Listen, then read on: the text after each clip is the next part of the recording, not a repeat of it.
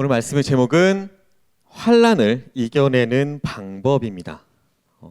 다니엘은 이방 땅이었던 바벨론의 포로로 끌려가서 숱한 고난을 겪었습니다. 그런데 다니엘은 그 고생을, 그 환난을 이겨냈습니다. 이런 기준에서 본다면 다니엘서는 많은 환난을 받았지만 그 환난을 믿음으로 이겨낸 책입니다. 예수님께서도 요한복음 16장 33절에 이렇게 말씀하셨습니다. 세상에서 너희가 환난을 당하나 담대하라. 내가 세상을 이기었노라. 이기었노라 라는 말 앞부분에 세상에서 너희가 환난을 당하나 라고 말씀하셨습니다. 보통 우리가 표현할 때 애굽은 세상을 의미합니다. 또 바벨론은 환난을 상징합니다. 예수 그리스도를 믿는 사람들이 바벨론과 같은 세상에 살아가면서 우리는 수많은 환난과 고난을 받습니다. 하지만 그것을 예수님께서는 이기게 만들어 주십니다. 다니엘서는 이렇게 환난이 많은 세상을 살아가면서도 예수 그리스도를 믿는 우리 성도가 이 세상을 이길 수 있다는 것을 보여주는 말씀입니다. 자, 그렇다면 다니엘이 바벨론에서 어떤 환난들을 당했을까요? 먼저는 변화에 대한 환난을 받았습니다. 좀 예민한 사람들은 잠자리만 바뀌어도 스트레스를 받죠. 묵은 호텔이 굉장히 비싸다고 해도 그 비싼 방에 하룻밤을 자면 되게 뭔가 피곤도 풀리고 좋을 것 같지만 좀 예민한 사람들은 매일 베고 자던 베개가 아니면 불편합니다. 그래서 어떤 사람들은 자기가 베고 자던 그 베개까지 들고 다니는 사람들이 있죠. 이뿐만 아니라 침대에도 보시면 굉장히 하얀 깨끗한 시트가 깔려 있잖아요. 그런데 이것도 평소 자기가 자던 그 소리가 아니어서 그 소리가 조금만 달라도 깊은 잠을 방해합니다. 결과적으로 보면 그 비싼 숙소에서의 하룻밤은 나에게 쉼과 위로를 주는 게 아니라 스트레스를 줄 때도 있다는 겁니다. 이것이 변화에서 오는 스트레스입니다. 다니엘도 그랬을 겁니다. 유대 땅에서 살다가 바벨론으로 끌려갔습니다. 먼저는 언어가 달랐습니다. 히브리어를 쓰던 사람들이 갑자기 갈대아어를 써야만 했습니다. 이민을 가면 제일 먼저 문제가 되는 게 언어라고 말을 하잖아요. 어린아이들은 그 언어를 쉽게 받아들이고 쉽게 배우지만 이제 나이가 들면서 가족을 따라 이민을 간 어르신들은 이 언어 때문에 가장 고통스러워 하신다고 합니다. 언어뿐만이 아니죠. 음식도 바뀌었을 겁니다. 여기서 매일 김치를 먹던 사람들이 다른 데서 온갖 그 느끼함을 느끼게 해주는 그런 음식들 매일 먹고 살아갈 수 있을까요? 자, 두 번째로요. 다니엘은 강제로 개종을 당하는 환난을 당했어야만 합니다.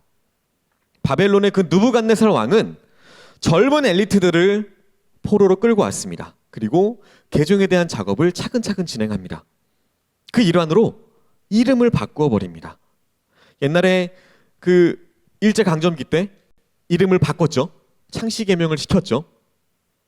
이름을 바꾸면 그 땅의 사고가 아니라 일본의 사고방식을 따르게 될 것이다 라는 그런 기대로 시작을 한 창씨개명이었습니다. 다니엘과 세 친구들이 바벨론에 잡혀가서 당한 고난 중에 하나, 그들의 이름이 바뀌는 것이었습니다. 7절입니다. 환관장이 그들의 이름을 고쳐 다니엘은 벨드사살이라 하고 하나냐는 사드락이라 하고 미사엘은 메삭이라 하고 아사랴는 아벳느고라 하였더라. 성경에 나오는 사람들의 그 이름 중에 엘 또는 야 이렇게 끝나는 것은 그 단어들이, 그 글자가 하나님을 뜻합니다. 그런데 이 느부갓네살 왕은 그들의 이름을 바꿔버렸습니다. 다니엘의 원래 이름의 뜻은 하나님은 나의 재판장이시다라는 뜻입니다. 그런데 벨드사살로 바꿉니다. 이 의미는 벨의 금고를 지키는 자라는 뜻입니다. 벨은 이 당시에 그들이 섬기고 있던 이방신의 이름이었습니다. 하나냐, 하나님은 은혜로우시다라는 의미입니다. 그런데 사드락으로 바꿨습니다. 사드락의 뜻은 태양신으로부터 영감을 받은 자라는 뜻입니다. 미사엘은 하나님같이 강한 자가 누구이냐라는 의미인데 메삭으로 바꿨습니다. 이것은 미의 여신을 예배하는 자라는 의미를 가지고 있습니다. 마지막으로 아사랴, 하나님이 도우신다라는 의미의 이름인데 아벤느고, 즉 느고라고 하는 바벨론 신의 종이라라는 의미로 바뀝니다.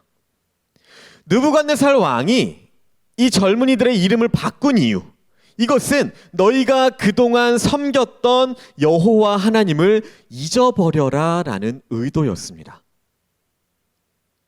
오늘날에도 우리 사회에서는 각종 매스컴 또 여러 미디어들을 통해서 우리 속에 있는 하나님을 잊게 만들려고 노력합니다. 하나님을 빼내고 하나님을 잊어라, 이런 겁니다. 느부갓네살이 이 어린 청년들을 잡아와서 개종을 시켰던 것처럼 이 세상도 우리에게 그렇게 숱한 작업을 하고 있습니다. 그것에 대항하다 보니까 우리에게 환란이 생기는 것입니다. 사실 이 바벨론은 자신들이 정복한 국가들에 대해서 그렇게까지 억압하고 잔인했던 나라는 아니었습니다. 이들은 유대인들도 바벨론 그 제국 땅 안에서 잘 살 수 있도록 수많은 배려를 해주었던 사람들입니다. 그런데 딱 하나, 그들이 타협할 수 없었던 그 한 가지 문제, 바로 이 종교와 관련된 문제에서만큼은 너무나도 엄격했다는 겁니다. 여호와 하나님을 섬기겠다는 것에 대해서는 강한 핍박과 극심한 적대감을 가지고 있었다는 겁니다. 다니엘 3장에서는 다니엘의 그 세 친구들에게 느부갓네살 왕이 황금 신상을 만들어 놓고 거기에 절하지 않으면 극렬하게 타는 풀무불에 던지겠다고 경고를 합니다. 하지만 그럼에도 이 다니엘의 세 친구들은 절을 하지 않았죠. 그리고 결국에 그 풀무불 가운데로 던져졌습니다. 그 불이 얼마나 뜨거웠던지 그 세 친구들을 끌고 가던 군인들이 그 앞에서 타 죽었을 정도로 그 불이 뜨거웠답니다. 그런데요, 그 불 가운데 3명을 던졌습니다. 그런데 4명이 그 불 가운데 함께 있었습니다. 하나님의 아들 같은 이가 거기 함께 있었습니다. 그분이 그들과 함께 하시며 그들의 생명을 보존해 주신 것입니다. 그래서 풀무불 가운데 그들은 살아나왔습니다. 또 다니엘 6장에서는요, 바벨론이 망하고 메데라는 나라가 세워집니다. 그때 메데 왕 다리오가 다니엘을 전국을 다스리는 총리 가운데 하나로 세웁니다. 이 다니엘은 고든 사람이었습니다. 하나님 앞에서 부끄럼 없이 정직했기 때문에 아무리 털어도 먼지 하나만큼의 비리도 발견할 수 없었습니다. 이처럼 다니엘에게서 흠잡을 만한 것이 없다는 것을 알게 된 대적들이요, 다니엘 몰래 다니엘을 사찰하기 시작합니다. 그 결과 다니엘이 하루에 3번씩 예루살렘을 향해서 난 그 집의 창문을 열고 이스라엘의 그 하나님 여호와께 기도한다는 사실을 알게 됩니다. 그래서 메대왕 이외의 존재에게 기도하거나 절하는 자를 사자굴에 던지는 그 법을 만들어 놓고요, 다니엘이 그 함정에 걸리게 만듭니다. 다니엘은 그 대적들이 쳐놓은 함정이라는 것, 그것을 알고 있었습니다. 하지만 그가 하나님께 기도하는 것을 멈출 수는 없었습니다. 결국 다니엘은 그 대적들이 원하는 대로 사자굴에 던져지게 됩니다. 하지만 하나님께서 그 사자들의 입을 막아주시죠. 그래서 다니엘은 사자굴에서도 사자들에게 먹히지 않습니다. 오히려 나중에 이 다리오 왕은 이런 계략을, 이런 함정을 짠 신하들의 잘못을 알게 되고요. 그들을 사자굴에 넣어서 다니엘 대신 사자의 밥이 되게 만들어 버립니다. 17세기에 활동했던 청교도인으로서 사무엘 리더포드라는 사람이 있었습니다. 이 사람은 그의 신앙 때문에 감옥에 투옥되기도 했을 정도로 신실했던 사람이었습니다. 그랬던 그가 이런 말을 남겼습니다. 천국은 아무 핍박이나 아무 반대 없이 은밀하게 들어갈 수 있는 나라가 아니다. 어떤 사람은 이렇게 얘기하죠. 교회 갈 필요가 있느냐? 굳이 다른 사람들과 함께 신앙생활을 할 필요가 있겠느냐? 나 혼자만 예수님 잘 믿으면 되는 거 아니겠느냐? 그러면서 교회에 나오지도 않고요. 주님을 전하지도 않습니다. 그렇게 천국에 가면 어떻게 될까요? 하나님께서 어쩌면 나는 너를 모른다라고 부인하시지 않을까요? 사람들 앞에서 주의 이름을 시인해야 하나님 앞에서도 예수님께서 우리의 이름을 시인하시겠다고 말씀하셨습니다. 그것을 우리가 잊어서는 안 된다는 거죠. 내가 예수님을 믿는 사람이라는 것, 이것을 우리가 공개적으로 드러내야 한다는 겁니다. 그러다가 핍박을 받을 수 있습니다. 핍박이 우리에게 오면 우리는 그것도 감당해야 한다는 것입니다.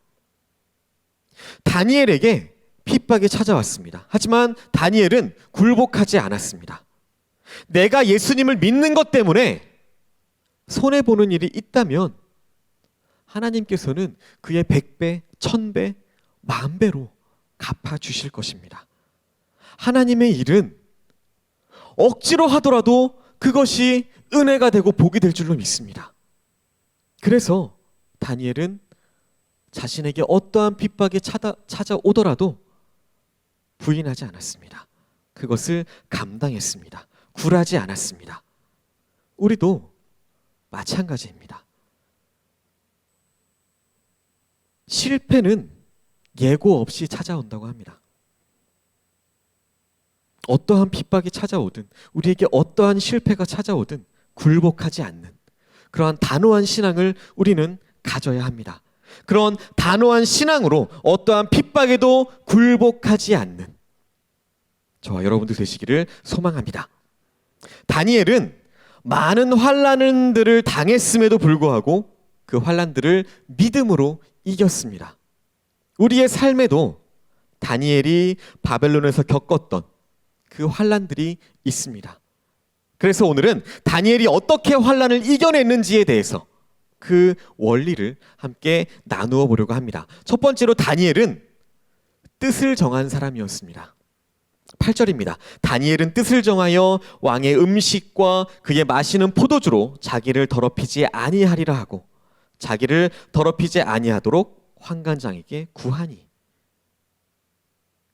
여기서 왕의 음식과 포도주가 맛이 없어서 다니엘의 입맛에 맞지 않아서 그것을 먹거나 마시지 않겠다고 다니엘이 얘기했을까요?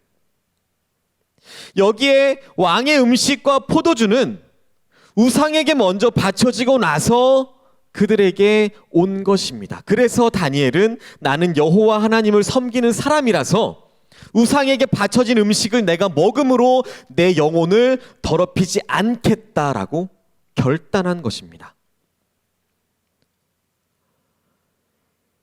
그 당시 사람들은 어쩌면 다니엘에게 이렇게 이야기했을 수도 있습니다. 특히 다니엘과 같이 끌려왔던 그 유대 어린 청년들, 그 청년들이 아마 다니엘에게 이렇게 이야기하지 않았을까요? 왜 너만 그렇게 유별하게 살아가느냐? 왜 너만 그렇게 미친 사람 취급을 받으려고 하느냐? 신앙 그냥 너만 은밀하게 지키면 됐지 왜 너의 앞에 놓여 있는 그 부와 명예와 권력, 지위 이런 것들까지 저버리면서 신앙을 하려고 하느냐? 음식, 포도주 그게 뭐라고? 먹어라. 먹어라. 마셔라. 그것은 우상에게 바쳐진 것이지만 먹고 마셔라. 네 속으로 너 혼자서 너만 알고 있으면 되는 것 아니냐?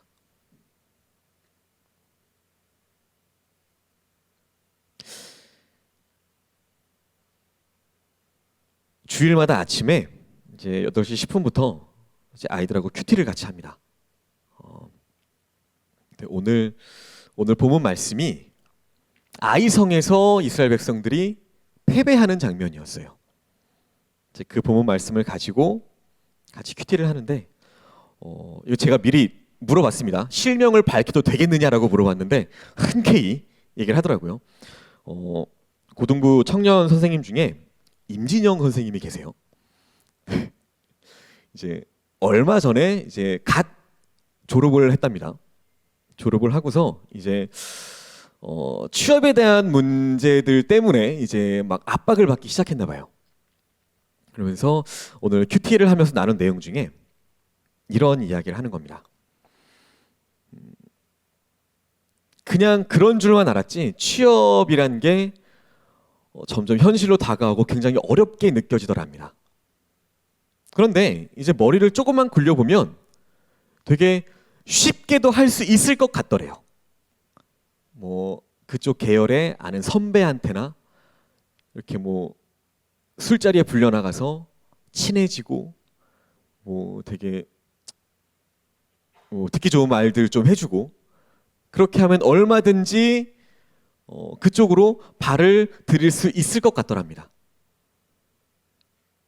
그런데 이 선생님이 어떻게 했냐면 그런 마음이 들자마자 자기가 속해 있었던 그 단체 카톡방 있잖아요. 학교 사람들과 관련된 그 선배들과 관련된 단체 카톡방을 다 나갔답니다. 뭔가 그들이 선배들이 세상 사람들이 좋아하는 방법으로 하면 얼마든지 그렇게 쉽게 취업이고 뭐고 할 수 있을 것 같았는데 이게 자신은 세상이랑 타협하는 것처럼 느껴졌대요. 그래서 그 모든 걸 끊었답니다. 뭐 어떤 뒷말이 들려오건 그거는 이제 뭐 신경 안 쓰고요. 그런 결단과 노력을 하고 있다고 오늘 나누는데 이야기를 하더라고요. 그 나눔을 들으면서 속으로 되게 반성을 했습니다. 믿는 사람이라고 얘기하면서 나는 어떤 결단으로 어떠한 노력을 하면서 신앙생활을 하고 있는가? 다니엘처럼 이런 목숨을 건 결단, 이런 결단이 나에게 있는가? 여러분들은 어떠신가요? 그냥 하루하루 똑같은 일상처럼 그렇게 신앙생활을 하고 있진 않으신가요? 다니엘의 마음속에는 우상에게 바쳐진 것은 절대로 먹지 않겠다라는 확고한 결단이 있었습니다. 이걸 왕이 들었으면 어땠을까요? 그냥 목숨을 잃어도 뭐 어떤 변화 이런 것도 가져오지 않았을 겁니다. 바벨론과 같은 이 환란이 많은 이 세상에서 살아가시려면 이런 거룩한 결단이 있어야 되지 않을까요? 그리고 그 결단은 반드시 확고해야 할 것입니다. 신앙생활을 해도 그냥 되는 대로, 흘러가는 대로, 대충 그렇게 하는 것이 아니라 내가 신앙생활을 함에 있어서 진짜 그리스도인이 되어야겠다. 진짜 성도가 되어야겠다. 이런 마음으로 확실한, 확고한 결단을 가지고 하나님을 섬겨야 된다는 겁니다. 그러한 결단으로 세상을 살아가시는, 그러한 결단으로 신앙생활에 임하시는 저 여러분들 되시길 소망합니다. 두 번째로 다니엘은 하나님을 아는 사람이었습니다. 9절입니다. 하나님이 다니엘로 하여금 환관장에게 은혜와 긍휼을 얻게 하신지라. 하나님을 안다는 것, 이것은 단순히 성경을 지식적으로 많이 알고 하나님을 종교적으로 많이 안다 이런 것이 아닙니다. 단순히 그냥 지식적으로 머리로만 알았다는 것이 아니라 하나님을 체험해서 안다는 것입니다. 하나님은 살아계신 하나님이시기 때문에 우리가 마음을 다하여 하나님께 부르짖으면 하나님을 만나게 되는 것입니다. 하나님을 만난 사람의 신앙이 더 진실한 신앙이 아닐까요? 사도 바울은 로마서에서 육신적인 것들을 추구하던 유대인들에게 유대인이라고 해서 다 하나님의 백성이 아니라고 말합니다. 로마서 2장 28절 29절에 보시면 무릇 표면적 유대인이 아니요 표면적 육신의 할례가 아니니라. 오직 이면적 유대인이 유대인이며 할례는 마음에 할지니라고 말합니다. 마음으로 하나님을 아는 사람이 참된 유대인이고 참된 하나님의 백성이라는 겁니다. 다니엘 11장 32절에 오직 자기의 하나님을 아는 백성은 강하여 용맹을 떨치리라 라고 말합니다. 하나님을 체험하고 하나님을 알아야 이 세상에서 아무리 환난을 당하고 어떠한 핍박을 당한다고 할지라도 강하고 용맹스럽게 세상을 물리치고 신앙인으로 살아갈 수 있다는 것입니다. 성경을 많이 알고 있습니까? 이 질문보다 우리에게 더 중요한 것은 하나님을 만나셨습니까? 하나님께서 나와 함께 하시고 나와 동행하신다는 것을 아십니까? 성령께서 우리의 마음속에 계신다는 것을 아십니까? 라는 질문이 더 우리에게 중요한 질문입니다. 히브리어로 안다라는 표현은요, 우리의 지식인 것을 말하지 않습니다. 언제나 우리의 체험적인 지식을 말합니다. 하나님은 때로는 우리의 영혼에 말씀하기도 하십니다. 때로는 우리에게 여러 은사를 주시기도 하십니다. 때로는 우리가 나아갈 길을 찾지 못할 때에 우리의 길을 열어주시기도 하십니다. 때로는 우리가 가지고 있는 그 육신의 병을 고쳐주시기도 하시고요. 때로는 우리 안에 들어오셔서 우리를 괴롭히는 악한 영들을 쫓아내 주시기도 하십니다. 이렇게 하나님께서는 우리에게 다양한 일을 하십니다. 그래서 우리는 하나님을 알고 체험하고 그렇게 하나님을 더 깊이 알아가야 한다는 것입니다. 세 번째로 다니엘은 참된 믿음의 사람이었습니다. 12절 13절입니다. 청하오니 당신의 종들을 열흘 동안 시험하여 채식을 주어 먹게 하고 물을 주어 마시게 한 후에 당신 앞에서 우리의 얼굴과 왕의 음식을 먹는 소년들의 얼굴을 비교하여 보아서 당신이 보는 대로 종들에게 행하소서 하매. 다니엘이 믿는 하나님은 살아계신 하나님이십니다. 모든 것을 아시는 하나님이시고요. 당신의 백성들을 구체적으로 끝까지 돌보시는 하나님이십니다. 전지전능하신 하나님이시고요. 풀무불 안에서도 사자굴에서도 그들을 건져내시는 전능하신 하나님이십니다. 그리고 다니엘의 하나님은 다니엘이 보였던 그 작은 헌신에도 은혜와 복으로 보답하시는 하나님이셨습니다. 다니엘은 이런 하나님을 향해서 참된 믿음을 가지고 있었다는 것입니다. 다니엘은 그 당시 그 사회에서 그를 둘러싸고 있는 수많은 우상들, 수많은 유혹들, 그것이 거짓이라는 것을 알았습니다.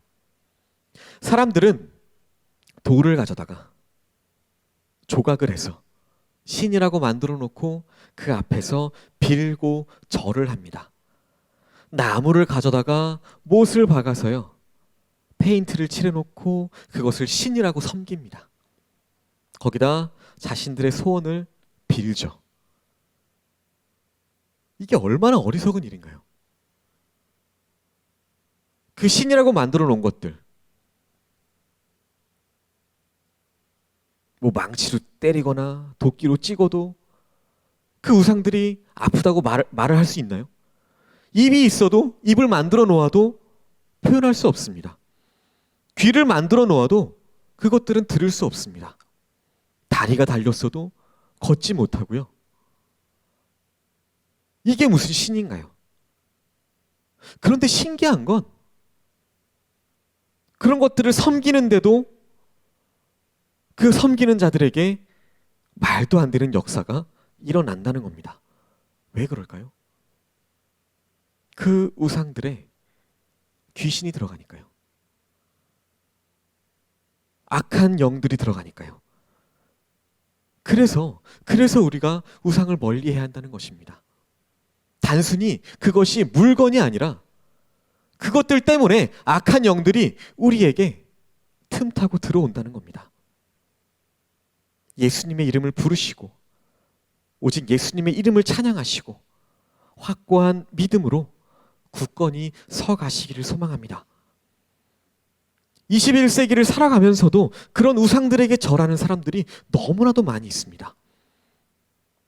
하지만 그런 중에서도 다니엘의 시선은 언제나 하늘의 하나님, 모든 천지를 창조하신 하나님, 그리고 그 천지를 지금도 운행하시는 하나님, 지금도 우리에게 생명과 호흡을 주시는 그 살아계신 하나님에게만 고정이 되어 있었습니다. 우리의 믿음의 눈을 하늘의 하나님께 고정하시는 저 여러분들 되시기를 소망합니다. 자, 이제 말씀을 맺겠습니다. 우리가 살고 있는 세상, 바벨론과 같은 세상입니다. 온갖 환난과 고통이 끊이지 않습니다. 예수님께서는 우리에게 담대하라라고 말씀하셨습니다. 예수님께서 세상을 이기셨으니까 우리도 넉넉히 세상을 이긴다고 말씀하셨습니다. 우리는 세상을 이겨야 합니다. 패배자처럼 살아가도 될까요? 패배자와 같은 모습으로 살아가서 될까요? 다니엘은 바벨론의 모든 압박과 시험들을 이기고 신앙을 지키고 그 세상 가운데 승리할 수 있다는 모범을 우리에게 보여주었습니다. 성경에 보시면 여러 인물들이 나옵니다. 그런데 정말 하나님께서 사랑하셨던 그 인물들도 보시면 한두 가지씩 꼭 허물이 기록되어 있습니다. 아브라함도 자기 아내를 누이라고 속였고요. 아니면 모세도 자기 분을 이기지 못하고 반석을 2번 때렸다가 가나안 땅에 들어가지 못했고요. 다윗도 우리아를 전사하게 만들고 그 아내 바세바를 취했고요. 그런데 신기하게 다니엘은요, 허물이 있다는 기록이 없습니다. 성경 어디를 봐도 다니엘의 허물이 나타나 있지 않습니다.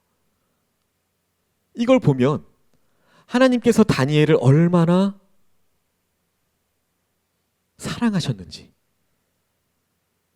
다니엘을 얼마나 소중하게 생각하셨는지 그것을 알 수 있습니다. 다니엘도 사람이었습니다. 근데 왜 허물이 없을까요? 하지만 하나님께서 그것을 드러내지 않고 다 가려주셨다는 겁니다. 에스겔 14장 20절에 보시면 비록 노아, 다니엘, 욥이 거기 있을지라도 나의 삶을 두고 맹세하노니 그들도 자녀는 건지지 못하고 자기의 공의로 자기의 생명만 건지리라 라고 기록되어 있습니다. 세상이 다 망해도 노아, 다니엘, 욥, 이 사람들은 자기의 의로 자기의 생명을 건진다라는 말씀입니다. 이거를 에스겔 선지자가 예언을 했는데요. 여기에 나오는 그 3명, 노아, 다니엘, 욥 중에요, 노아랑 욥은 한참 이전의 사람들입니다. 그런데 다니엘은 에스겔과 비슷한 동시대 사람입니다. 다시 말해서 아직 죽지 않은 다니엘, 자신과 동시대에 살고 있는 그 다니엘을 향해서 에스겔이 다니엘이 의로운 사람이다, 이렇게 예언을 하고 있다는 겁니다.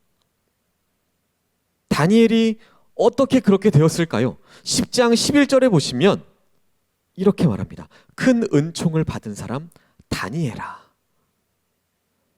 하나님께 은총을 크게 받은 사람은 이 세상에서 어떠한 환난이 와도 이겨낼 수 있다는 겁니다.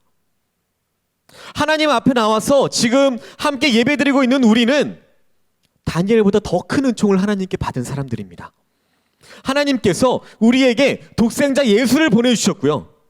우리는 그 예수 그리스도를 직접 믿어서 구원을 받고요. 직접 죄사함을 받은 그런 사람들입니다. 우리는 어떻게 이 세상을 살아가야 될까요? 패배자로 살아가야 할까요? 아니면 더 큰 은총을 받았기 때문에 패배하지 않고 넉넉히 승리하며 살아가야 할까요? 이번 한 주간 살아가실 때에 이 바벨론과 같은 환난이 끊이지 않는 이 세상을 살아가시면서 다니엘처럼 승리하시기를 예수님의 이름으로 소망하고 축복합니다. 우리 함께 기도하시겠습니다. 오늘 함께 들으신 말씀을 기억하시면서 기도하실 텐데요.